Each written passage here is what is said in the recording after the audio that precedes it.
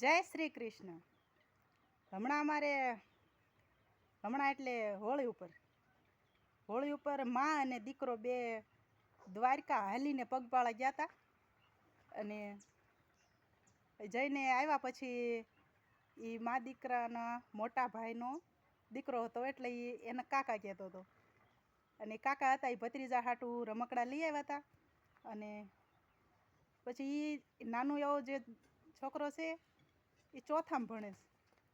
અને એ અહીંયા અમારી વાડીએ આવ્યો અને એ પરમાર છે. એટલે મને પૂછ્યું, હે ફૂઈ તમે દ્વારકા નથી જતા? એટલે મેં એને શું કીધું કે દ્વારકા શું લેવા જવાનું? તો એ કે ઠાકરના દર્શન કરવા.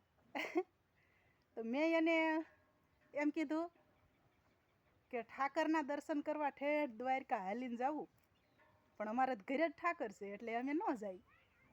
તો એ માની ગયો.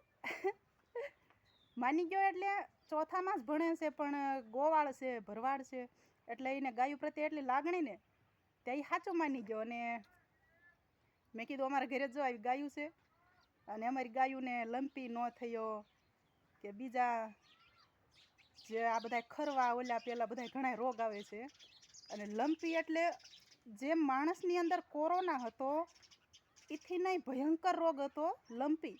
ગાયોને આખા શરીરમાં જામઠા થઈ જાય, ફોડલા થઈ જાય, અને એ ફોડલા પાકે અને અસંખ્ય જીવ, અસંખ્ય ગાયો, બળદ એવા બધાય એ લંપી રોગમાં બહુ બધા મરી ગયા, ગાયોને એવું બધું.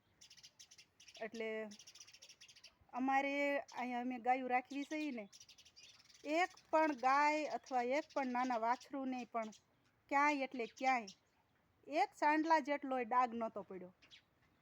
જે કોઈ આવતા ને એ પણ એમ કહેતા હતા કે અમારા પતિદેવને, રમેશ તારી ગાયુંને કાંઈ વાંધો નથી નહીં. અને ઘણા ખરા એવા હગાવાલાય હતા જે ફોનમાં પણ પૂછતા હતા કે ગાયુંને કાંઈ વાંધો નથી ને. એટલે ગાયોને ખરેખર માણા કાંઈ ન કરીએ કે જેને ઉપરવાળો હાંચવે ને, જેની હારે કાળજો ઠાકર હોય ને, એને ખરેખર માણાને કે માલને કાંઈ રોગ નથી આવતો. હું પ્રાંતિજ ગઈ હતી અને એના પ્રાંતિજ અનુજભાઈ હોની છે, સુરેશ કાકાના દીકરા હોની. પ્રાંતિજ હોની ત્યાં મેં નાકનો દાણો લેવો તો મમ્મી કે તમારે જે કાંઈ લેવો એ લઈ લ્યો. તો અમે બે બેનું અને મારા ભાભી અમે ત્રણેય ગયા હતા. એટલે એ કે દાણો ન પહેરવા દઉં, કોરોના છે. એટલે મેં કીધું મારા ભાઈ નાકમાં દાણો પહેરવા દેજો, ગમે એવા ભયંકર રોગ વહી ગયા છે ને તો આપણી વાડીમાં હજી પ્રવેશ નથી કરી ગયા. તો એણે મને તરત પૂછ્યું કે ગીર ગાય રાખતા હશો? એટલે ગીર ગાયનું આટલું મહત્ત્વ છે. અને ખરેખર ગીર ગાય રાખવાવાળા કોઈ પણ વ્યક્તિના ઘરમાં ખરેખર કોઈ જાતના રોગ આવતા નથી. તો બસ આટલું જ કહેવું તું, બહુ વધારે નહીં. જય શ્રી કૃષ્ણ. ખુશ રહેજો.